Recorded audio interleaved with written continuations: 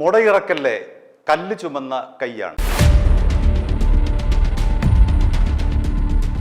ആഭ്യന്തരമന്ത്രി രമേശ് ചെന്നിത്തല വലിയൊരു കയ്യടിക്ക് അർഹനാണ്. കാരണം അദ്ദേഹം ക്രമസമാധാന ചുമതല ഏൽപ്പിച്ചിരിക്കുന്നത് ADGP P വിജയനെയാണ്. അദ്ദേഹം അഡീഷണൽ DGP കൂടിയായിരിക്കുന്നു. ആരാണ് ഈ P വിജയൻ എന്ന് നമുക്കറിയാമോ?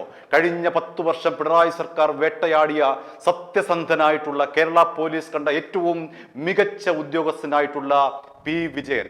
അദ്ദേഹം ഇതാ തിരിച്ചു വന്നിരിക്കുന്നു. ആരോടും പരിഭവമില്ലാതെ, ആരോടും പരാതി പറയാതെ, തനിക്കെതിരായി ഉന്നയിക്കപ്പെട്ട എല്ലാ ആരോപണങ്ങളുടെയും മുനയൊടിച്ചുകൊണ്ട് ഇതാ P വിജയൻ പോലീസിന്റെ തലപ്പത്തിലേക്ക് വന്നിരിക്കുന്നു. ക്രമസമാധാന ചുമതലയുടെ ഏറ്റവും സുപ്രധാനമായ ചുമതലയാണ് ക്രമസമാധാന ചുമതല. ആ ചുമതലയിലേക്ക് P വിജയൻ വന്നിരിക്കുകയാണ്. ആരാണ് ഈ P വിജയൻ? അദ്ദേഹത്തിന്റെ ഹിസ്റ്ററി പരിശോധിച്ചു കഴിഞ്ഞാൽ നമ്മളൊരു പക്ഷേ മൂക്കത്ത് കൈവച്ചു പോകും. ഇത്തരമൊരു ഉദ്യോഗസ്ഥൻ കേരളത്തിൽ നിൽക്കേണ്ടതല്ല. അദ്ദേഹത്തിന്റെ സേവനം നമ്മുടെ രാജ്യത്താകമാനം വേണ്ടതാണ്. അത്തരത്തിലാണ് P വിജയന്റെ പ്രൊഫൈൽ എന്ന് പറയുന്നത്. P വിജയനെ കുറിച്ച് നമുക്കൊന്ന് പരിശോധിക്കാം. അദ്ദേഹം ദാരിദ്ര്യത്തിന്റെ പടുകുഴിയിലാണ് ജനിച്ചു വീണത്. അദ്ദേഹം SSLC പരീക്ഷ എഴുതാനായി പെട്ട പാട് ചില്ലറയല്ല. കടുത്ത ദാരിദ്ര്യം മൂലം അദ്ദേഹത്തിന് 10ാം ക്ലാസ്സിൽ പഠനം ഉപേക്ഷിക്കേണ്ടി വന്നു. പിന്നീട് അദ്ദേഹം എങ്ങോട്ടാണ് പോയത്?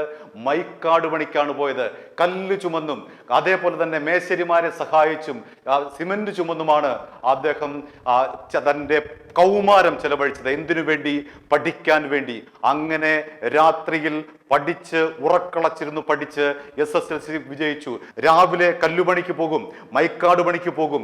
അങ്ങനെ പണിയെടുത്ത് തളർന്നു വന്ന വിജയനെ പക്ഷേ തൻ്റെ ഉള്ളിലെ നിശ്ചയദാർഢ്യം തളർത്തിയില്ല. അദ്ദേഹം രാത്രി ഉറക്കളച്ചിരുന്നു പഠിച്ച് SSLC പരീക്ഷ പാസ്സായി. തീർന്നില്ല, അവിടെയും തീർന്നില്ല. വീണ്ടും അദ്ദേഹത്തെ ദാരിദ്ര്യം വേട്ടയാടി. അദ്ദേഹം പ്രീ ഡിഗ്രി പരീക്ഷ പാസ്സായതും ഇത്തരം കടുത്ത ദാരിദ്ര്യത്തിന് ഇടയ്ക്കാണ്. അതിനുശേഷം പ്രീ ഡിഗ്രി പാസ്സായ ശേഷം ഡിഗ്രിക്ക് ചേർന്നപ്പോൾ അവിടെയും ഇതാ ദാരിദ്ര്യം അദ്ദേഹത്തിന്റെ മുന്നിൽ ഒരു വലിയ പ്രതിസന്ധിയായി, കീറാമുട്ടിയായി വന്നു നിൽക്കുന്നു. എങ്ങനെയെങ്കിലും അതിനെയും മറികടക്കണം എന്ന് വിചാരിച്ചുകൊണ്ട് അദ്ദേഹം BA പഠിക്കുമ്പോൾ എന്തൊക്കെയാണ് ചെയ്തത്? സോപ്പ് നിർമ്മാണത്തിൽ ഏർപ്പെട്ടു. സോപ്പ് നിർമ്മാണ തൊഴിലാളിയായി, മെത്ത നിർമ്മാണ തൊഴിലാളിയായി. അങ്ങനെ പഠിച്ച് ഉന്നത വിജയം നേടിയ P വിജയൻ പിന്നീട് നമ്മൾ കാണുന്നത് അദ്ദേഹം ബിരുദാനന്തര ബിരുദം നേടി കോളേജ് അധ്യാപകനാകുന്ന വിജയനെയാണ് നമ്മൾ കണ്ടത്. മനസാന്നിധ്യം ഒന്നുകൊണ്ട് മാത്രം, ഇച്ഛാശക്തി ഒന്നുകൊണ്ട് മാത്രം ജീവിതത്തിലെ ഏത് പ്രതിസന്ധിയെയും തകിടം മറിക്കാമെന്നും അട്ടിമറിക്കാമെന്നും വിജയിക്കാമെന്നും നമ്മുടെ മുന്നിൽ തെളിയിച്ച ഒരു മനുഷ്യൻ കൂടിയാണ് ഈ പറയുന്ന P വിജയൻ. ഏതൊരാൾക്കും അനുകരിക്കാവുന്ന മാതൃക, ഏതൊരാൾക്കും പ്രചോദനം നൽകുന്ന ഒരു ജീവിത മാതൃക. അതാണ് P വിജയൻ എന്ന് പറയുന്ന IPS. കോളേജ് അധ്യാപകനായിരിക്കെ IPS നേടി പിന്നീട് പോലീസ് സർവീസിലേക്ക് വന്ന് പോലീസ് സേനയെ, കേരളത്തിലെ പോലീസ് സേനയെ ഏറ്റവും കൂടുതൽ നവീകരിച്ച, പോലീസ് സേനയിൽ ഏറ്റവും വലിയ അന്വേഷണ സാമർഥ്യം, മികവ് പ്രകടിപ്പിച്ച ഉദ്യോഗസ്ഥനായി മാറി. എത്ര ഉദാഹരണം വേണമെങ്കിലും പറയാം. കോഴിക്കോട് പേരാമ്പ്രയിലെ ബാങ്ക് കൊള്ള, കുപ്രസിദ്ധമായ ബാങ്ക് കൊള്ള, ലോക ശ്രദ്ധയാകർഷിച്ച ബാങ്ക് കൊള്ള, ആ ബാങ്ക് കൊള്ള അന്വേഷിച്ച് അതിന്റെ പ്രതികളെ പിടികൂടിയത് P വിജയനാണ്. അദ്ദേഹത്തിന്റെ ആ ഒരു അന്വേഷണ മികവിനെ കുറിച്ച് എവിടൊക്കെയാണ് പഠിപ്പിക്കുന്നത്? അമേരിക്കയടക്കം 6 സർവകലാശാലയിൽ ഇപ്പോൾ അദ്ദേഹത്തിന്റെ പേരമ്പ്ര ബാങ്ക് കവർച്ച അന്വേഷണം പഠന ഗന്ധമാണ്. അത്തരത്തിൽ രാജ്യാന്തര തലത്തിൽ അദ്ദേഹത്തിന്റെ ശ്രദ്ധ നേടാനായി. മറ്റൊന്ന്, പ്രധാനമന്ത്രിക്കെതിരെ ഇമെയിൽ ഭീഷണി വന്നപ്പോൾ അതിന്റെ അന്വേഷണ ചുമതല ഏറ്റെടുത്തുകൊണ്ട് അതിന്റെ കുറ്റവാളികളെ കൃത്യമായി നിയമത്തിന് മുന്നിലെത്തിക്കാൻ കഴിഞ്ഞു. മറ്റൊന്ന്, മൻ കി ബാത്തിന്റെ 100ാം പതിപ്പിൽ പ്രധാനമന്ത്രി അദ്ദേഹത്തെ ക്ഷണിച്ചു. വരൂ വിജയൻ, എന്നോടൊപ്പം ഈ മൻ കി ബാത്തിൽ പങ്കെടുക്കൂ. അങ്ങനെ പ്രധാനമന്ത്രിയുടെ ക്ഷണം ലഭിച്ച ഉദ്യോഗസ്ഥനാണ് P വിജയൻ. ദാരിദ്ര്യം കൊണ്ട് പൊറുതിമുട്ടിയ വിജയൻ MA, MPhil, IPS, പിന്നീട് സേനയിൽ കയറിയതിനു ശേഷമുള്ള അദ്ദേഹത്തിന്റെ കുറ്റാന്വേഷണ മികവ് തീർന്നില്ല, ഇനിയുമുണ്ട്. അദ്ദേഹം എന്തെല്ലാം പുതിയ കാര്യങ്ങളാണ് സേനയ്ക്ക് വേണ്ടി ചെയ്തത്, അല്ലെങ്കിൽ നമ്മുടെ സമൂഹത്തിന് വേണ്ടി P വിജയൻ ചെയ്ത കാര്യങ്ങൾ. ഷാഡോ പോലീസ് രൂപീകരിച്ചു, പിങ്ക് പോലീസ് രൂപീകരിച്ചു, ശബരിമലയെ മാലിന്യമുക്തമാക്കുക എന്ന ലക്ഷ്യം വെച്ചുകൊണ്ട് പുണ്യം പൂങ്കാവനം എന്ന പദ്ധതി ആവിഷ്കരിച്ചത് P വിജയനാണ്. തീർന്നില്ല, സ്റ്റുഡൻസ് പോലീസിൽ തുടക്കം കുറിച്ചത് ഇദ്ദേഹമാണ്. കുട്ടികൾക്കായി അവർ റെസ്പോൺസിബിലിറ്റി ടു ചിൽഡ്രൻ എന്ന് പറയുന്ന പദ്ധതി ആവിഷ്കരിച്ച് നടപ്പിലാക്കിയ ആളാണ്. ദാരിദ്ര്യം അറിഞ്ഞു വളർന്ന വിശപ്പിന്റെ വിലയെന്തെന്നറിഞ്ഞു വളർന്ന പി വിജയൻ 10,000-കണക്കിന് ആൾക്കാർക്ക് ഭക്ഷണം നൽകുന്ന ഒരു വയറൂട്ടാം എന്നുള്ള പദ്ധതിക്ക് തുടക്കം കുറിച്ചയാളാണ്. പരീക്ഷയിൽ തോറ്റവർക്ക് പഠനം മുടങ്ങാതിരിക്കാൻ വേണ്ടി അദ്ദേഹം ഹോപ്പ് എന്ന് പറയുന്ന ഒരു പദ്ധതി രൂപീകരിച്ചു. ഓർക്കുക, ഇതെല്ലാം ഒരുപക്ഷെ അദ്ദേഹത്തിന് രൂപീകരിക്കാനുള്ള കാരണം അദ്ദേഹത്തിന് ഏറ്റുവന്ന തീവ്രമായിട്ടുള്ള ജീവിത അനുഭവങ്ങളായിരിക്കണം.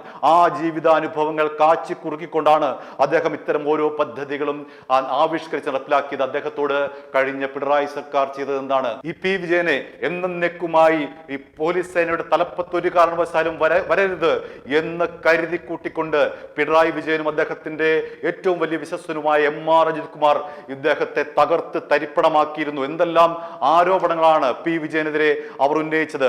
കോഴിക്കോട് ഇലന്തൂർ ട്രെയിൻ തീവെപ്പ് കേസിലെ പ്രതി ഷാരൂഖ് സൈഫി, അദ്ദേഹത്തെ മഹാരാഷ്ട്രയിലെ രത്നഗിരി ജില്ലയിൽ നിന്നും പോലീസ് അറസ്റ്റ് ചെയ്തുകൊണ്ടുവന്നപ്പോൾ ആ സംഘവുമായി വിജയൻ ബന്ധപ്പെട്ട് ആ സംഘത്തെ വഴിതിരിച്ചു വിട്ടു എന്നാരോപിച്ചുകൊണ്ട് 2023 അജിത് കുമാർ പിണറായി വിജയന് ഒരു കത്ത് നൽകി, ഒരു ശുപാർശ നൽകി. ഇദ്ദേഹം ഈ കസേരയിലിരിക്കാൻ യോഗ്യനല്ല, നടപടിയെടുക്കണം. അതിന്റെ അടിസ്ഥാനത്തിൽ 2023 സത്യസന്ധനായിട്ടുള്ള അങ്ങേയറ്റത്തെ ഡ്യൂട്ടിയോട് അങ്ങേയറ്റത്തെ ധാർമ്മിക ഉത്തരവാദിത്തം കാണിക്കുന്ന ഈ പി വിജയനെ അന്ന് പിണറായി സർക്കാർ സസ്പെൻഡ് ചെയ്തു. ആ സസ്പെൻഷൻ നിയമപരമായിരുന്നില്ല, ആ സസ്പെൻഷൻ കെട്ടിച്ചമച്ചതായിരുന്നു എന്ന് പിന്നീട് വന്ന അന്വേഷണ സംഘം മുഴുവൻ കണ്ടെത്തി. അന്ന് അദ്ദേഹം കേരള പോലീസിന്റെ തീവ്രവാദ വിരുദ്ധ സേനയുടെ തലവനായിട്ടുള്ള IG ആയിരുന്നു. അദ്ദേഹത്തിന് എതിരായിട്ടാണ് അന്ന് ADGP അജിത് കുമാർ, പിണറായി വിജയന്റെ വിശ്വസ്തനായിട്ടുള്ള ADGP എം.ആർ. അജിത് കുമാർ ഇത്തരം ഒരു റിപ്പോർട്ട് നൽകിയത്. പക്ഷേ അത് കള്ള റിപ്പോർട്ടാണെന്ന് ആ റിപ്പോർട്ടിനെ കുറിച്ച് പിന്നീട് പഠിച്ച ADGP കെ പത്മകുമാർ അജിത് കുമാറിന്റെ റിപ്പോർട്ട് തള്ളിക്കൊണ്ട് പറഞ്ഞു, ഇത് പി വിജയനെ തകർക്കാൻ വേണ്ടിയിട്ട് ഉണ്ടാക്കിയ കള്ളക്കഥയാണ്, പിണറായി വിജയനും അജിത് കുമാറും കൂടി ചേർന്നുണ്ടാക്കിയ കള്ളക്കഥ. അങ്ങനെ ഈ വിജയനെ, ഏറ്റവും സത്യസന്ധനായിട്ടുള്ള നമ്മുടെ ഇപ്പോഴത്തെ ADGP വിജയനെ അന്ന് തകർക്കാൻ വേണ്ടി ശ്രമിച്ചത് പിണറായി വിജയന്റെ വിശ്വസ്തനായിട്ടുള്ള അജിത് കുമാറാണ്. ആ അജിത് കുമാറിന്റെ റിപ്പോർട്ട് തള്ളിക്കൊണ്ടാണ് ആ റിപ്പോർട്ടിനെ കുറിച്ച് പഠിക്കാൻ നിയമിച്ച ADGP കെ പത്മകുമാർ പറഞ്ഞത്, ഇത് കെട്ടിച്ചമച്ച റിപ്പോർട്ടാണ്, ഇത് കള്ള റിപ്പോർട്ടാണ്, ഒരു കാരണവശാലും വിജയൻ തെറ്റ് ചെയ്തിട്ടില്ല, അങ്ങനെ തെളിയിക്കാൻ സാധ്യവുമല്ല എന്ന് കെ പത്മകുമാർ പറഞ്ഞപ്പോൾ അടുത്ത അവലോകനമായി. കാരണം എം.ആർ. അജിത് കുമാർ ഇങ്ങനെ ഒറ്റയ്ക്ക് ചെയ്യില്ല, നമുക്കറിയാമല്ലോ.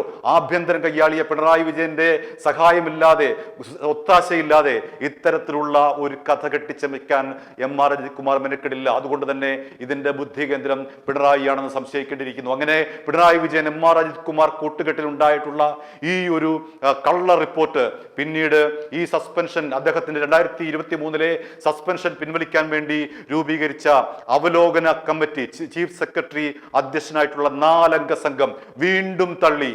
വീണ്ടും തള്ളി. ഇത് പച്ചക്കള്ളമാണ്, ഇങ്ങനെ റിപ്പോർട്ട് പി വിജയനെതിരെ ബോധപൂർവം കെട്ടിച്ചമച്ച റിപ്പോർട്ടാണ്, അദ്ദേഹത്തെ സർവീസിൽ തിരിച്ചെടുക്കണം, അദ്ദേഹത്തിന്റെ സസ്പെൻഷൻ പിൻവലിക്കണമെന്ന് ആവശ്യപ്പെട്ടുകൊണ്ട് 2 തവണയാണ് സർക്കാരിന് ശുപാർശ നൽകിയത്. എന്നാൽ പിണറായി വിജയൻ ഈ 2 ശുപാർശകളും തള്ളുകയായിരുന്നു. അന്ന് പി വിജയന്റെ സസ്പെൻഷൻ പിൻവലിക്കാത്തത് എന്തുകൊണ്ടാണ്? പിണറായി വിജയന് കൃത്യമായി തന്നെ അറിയാം, തന്റെ മുന്നിൽ നടുവളയ്ക്കുന്ന ഉദ്യോഗസ്ഥനല്ല പി വിജയനെന്ന്, നിയമത്തെ മാത്രം അനുസരിക്കുന്ന ഉദ്യോഗസ്ഥനാണ് പി വിജയനെന്ന്.